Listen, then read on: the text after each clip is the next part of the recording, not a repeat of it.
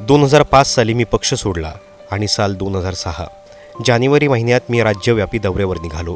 प्रवासात असताना मोबाईल वाजला. मी फोन घेतला. पलीकडून आवाज आला, बरा आहेस ना रे? बाळासाहेब काळजीच्या स्वरात विचारत होते. मी हो म्हटलं. कुठे लागलं तर नाही ना? लगेच पुढचा प्रश्न आला. खरं तर आमच्या गाडीला ट्रकची धडक बसणार होती, पण तसं झालं नाही. आम्ही बचावलो, सुखरूप होतो. पण बातमी मातोश्रीपर्यंत गेली होती, म्हणूनच काकाच्या आवाजात काळजी होती. मी लहान असताना उकळतं पाणी अंगावर पडून भाजलो होतो. ते दिवस मला आठवतात. मी तेव्हा मातोश्रीवरच राहिला होतो. औषधं सुरू होती. मानेवर पाठीवर फोड आले होते. तेव्हा रोज सकाळी बादलीभर पाणी, कापूस, डेटॉल घेऊन काका माझ्यासमोर बसायचा. जखमा डेटॉलने धुवून काढायचा. 2 महिने अशी माझी शुश्रूषा त्याने केली. मी जेव्हा वेगळी राजकीय चूल मांडली तेव्हा मला सर्वात जास्त त्रास एकाच गोष्टीचा होत होता की माझ्या माणसांना आता पूर्वीसारखं मला भेटता येणार नाही. वडिलांचं छत्र हरपलं होतं आणि आता मी माझ्या काकांपासून पण दूर गेलोय, हाच विचार मनाला खात होता. पक्षातून बाहेर पडणं यापेक्षा माझं घरातून बाहेर पडणं याचं दुःख खूप जास्त होतं. बाळासाहेब केशव ठाकरे, माझा काका, माझं बालपण तरुणपण त्याने व्यापलं होतं. तो माझ्यासाठी नेहमी पहाडासारखा उभा राहायचा. मी जेव्हा राजकीय आंदोलनात उतरलो तेव्हाही बाळासाहेबांचं माझ्याकडे बारीक लक्ष असायचं. एक प्रसंग सांगायलाच हवा. प्रसंग आहे माझ्या पहिल्या जाहीर भाषणाचा. 1991 सालची गोष्ट. काळा घोडा इथं फीवाढीच्या विरोधात मी मोर्चा काढला होता. मोर्चा झाला, भाषणं झाली आणि सगळी पांगापांग होत असताना कुणीतरी येऊन सांगितलं की आमची माँ म्हणजे मीनाताई ठाकरे आल्यात. मोर्चामध्ये माँ कशासाठी आली असा प्रश्न मला पडला. म्हणून जाऊन भेटलो तर कळालं माँ गाडीत बसून भाषण ऐकत होती. दुपारचे 3 वाजले होते. तिने सांगितलं की घरी चल, काका वाट बघतोय. मी तिच्याबरोबर गेलो. बाळासाहेबांनी समोर बसवलं आणि म्हणाले की मी तुझं भाषण ऐकलं. आता 91 साली लाईव्ह भाषण वगैरे ऐकण्याची कुठलीही सोय नव्हती. मग बाळासाहेबांनी भाषण ऐकलं कसं हे मी त्यांना विचारलं तर कळालं की मोर्चा तिथं होता. तिथे बाजूला पानटपरीमध्ये पब्लिक फोन होता. तिथून कोणीतरी फोन करून लाऊडस्पीकरवरून माझं भाषण बाळासाहेबांना ऐकवलं होतं. पुढे बाळासाहेबांनी जे सांगितलं ते जसंच्या तसं माझ्या डोक्यात घट्ट बसलंय. बाळासाहेब म्हणाले, आपण किती हुशार आहोत हे न सांगता समोरचे कसे हुशार होतील हे आपल्या भाषणातून गेलं पाहिजे. आज मी काय बोललो हे महत्त्वाचं नाही, तर आज मी त्यांना काय विचार करायला लावला ते महत्त्वाचं आहे. ज्या मैदानावर सभा असेल त्या मैदानावरची भाषा बोल, आपली भाषा बोलू नकोस. इतकं सोपं बोल की कुंपणावर बसलेल्या शेतकऱ्यालाही ते कळालं पाहिजे. बाळासाहेब असं खूप मोलाचं सांगायचे आणि ते मी वेचत असायचो. त्यामुळेच खूपच फायदा झाला.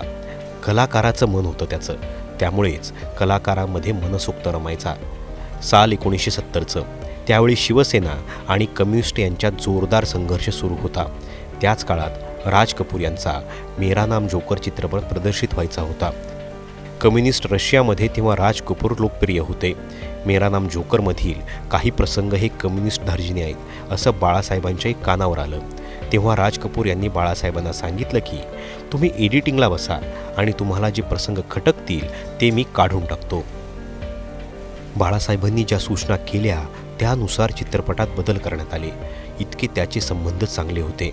हा प्रसंग मी थेट बाळासाहेबांकडून आणि माझ्या वडिलांकडून ऐकलाय. माझ्यासमोर घडलेले बरेच असे प्रसंग आहेत ज्यातून बाळासाहेब आणि चित्रपटसृष्टी यांच्यातला स्नेह मला जाणवायचा. अर्थात तो काळही वेगळा होता. आतासारखं बरबटलेलं बुरसटलेलं वातावरण नव्हतं.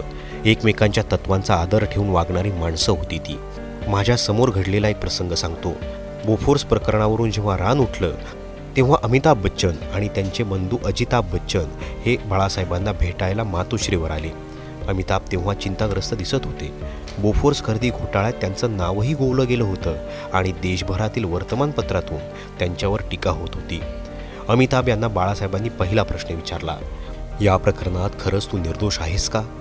त्यावर अमिताभ यांनी बापूजींची म्हणजेच हरिवंश राय बच्चन यांची शपथ घेऊन सांगितलं की या प्रकरणाशी माझा कोणताही संबंध नाही.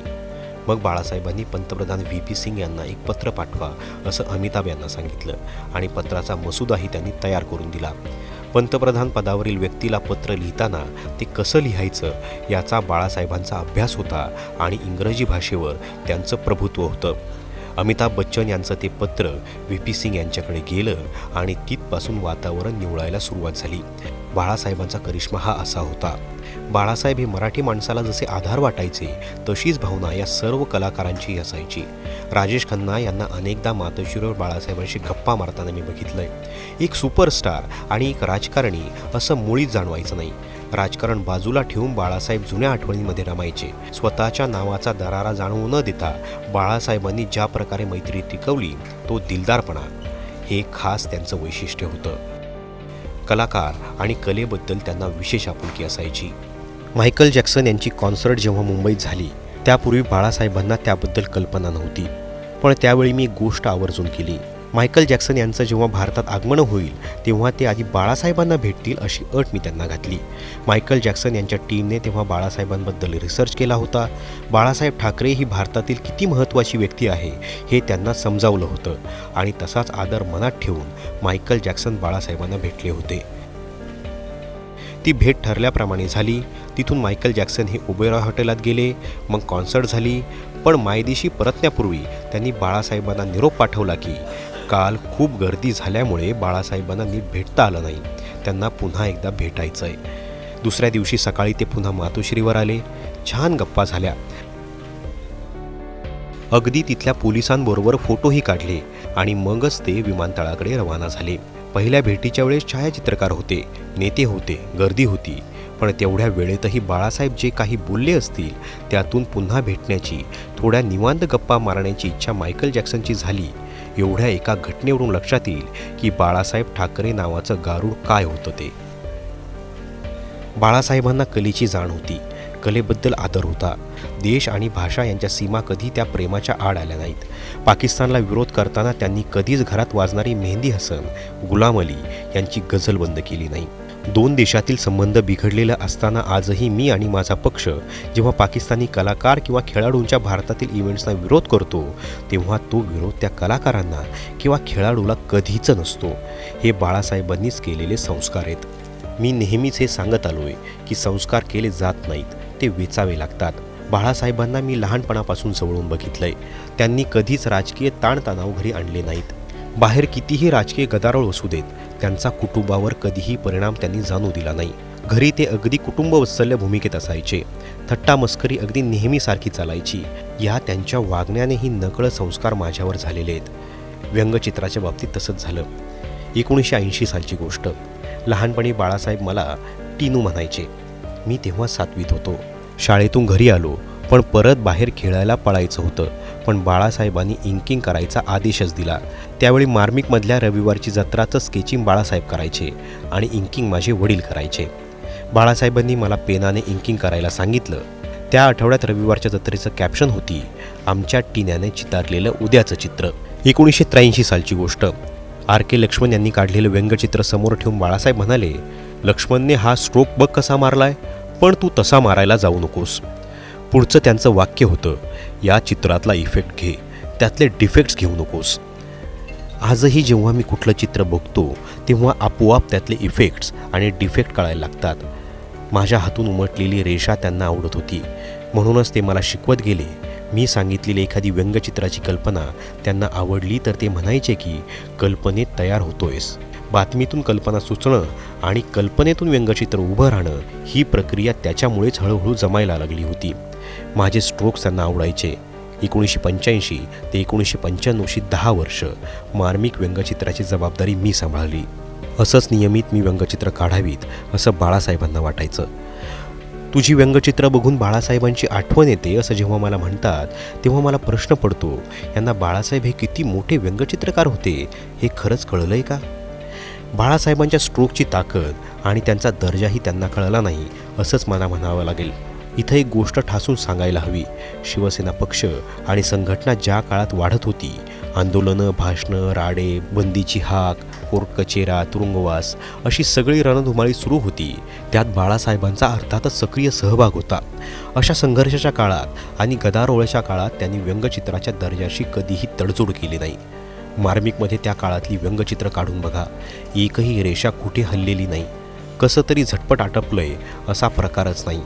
कितीही राजकीय ताण असला तरी त्यांची व्यंगचित्र तितकीच टोकदार असायची. बाळासाहेबांची व्यंगचित्रकला म्हणजे त्यांची राजकीय समाधी लागायची. त्या एकाग्र विचारातून जी व्यंगचित्र अवतरली ती खरंच अद्भुत आहेत. मांडी घालून बसलेले बाळासाहेब, हातात पहिली पेन्सिल आणि नंतर ब्रश, समोर कोरा कागद आणि त्या कागदावर हळूहळू उमटणारी रेषा, धारदार आणि एकदम ठाम रेषा. कधी टीका होत असेल, निवडणुकांमध्ये पराभव होत असतील, पण म्हणून कल्पना सुचणं हे बाळासाहेबांनी कधीच थांबवलं नाही. व्यंगचित्र नियमितपणे येत राहिली. बाकीच्या कलाकारांकडे जशी वेळेची मुबलकता असते तशी बाळासाहेबांकडे कुठे होती. म्हणूनच ते सर्वश्रेष्ठ व्यंगचित्रकार होते आणि राहतील. बाळासाहेबांचा हाच कणखरपणा लहानपणीपासून मी बघितला नसता तर स्वतंत्र राजकीय पक्ष काढायची हिंमतच मी केली नसती. निवडणुकीत पराभव होतो, लोक टीका करतात, पण एक वेळ अशी येईल की हीच माणसं चांगलं बोलतील. हा विश्वास बाळासाहेबांमुळेच माझ्यात आला. बाळासाहेब ठाकरे किंवा R.K. लक्ष्मण यांच्यासारखे कलाकार हे देशात जन्माला आले हे आपल्या देशाचं भाग्य आहे. बाळासाहेबांच्या कुंचल्याचे फटकारे, ज्यामध्ये अग्रलेखापेक्षा जास्त ताकद होती, त्यांच्या या कलेला जागतिक मान्यता मिळाली, पण आपल्या देशात त्याची योग्य कदर कधीच झाली नाही. खरं तर बाळासाहेब ठाकरे हा विद्यापीठातून शिकवण्याचा विषय, पण आपल्याकडे तशी मानसिकता धोरणकर्त्यांमध्ये नाही, हेच मोठं दुर्दैव आहे. आपल्याच लोकांची आपल्याला कदर नाही हे बघून कधीतरी वाटतं बाळासाहेब चुकीच्या देशात जन्माला आले. सर्व शिवसैनिकांना आणि महाराष्ट्रप्रेमींना माझं आव्हान आहे, या जन्मशताब्दी वर्षात बाळासाहेबांना केवळ आठवू नका, तर पुन्हा पुन्हा वाचा, भाषणं, मुलाखती ऐका, व्यंगचित्राकडे नव्या दृष्टीने पहा. त्या रेषांमध्ये, त्या रेषांच्या बोल्ड फटकाऱ्यांमध्ये बाळासाहेब खऱ्या अर्थानं जिवंत आहेत. जय महाराष्ट्र.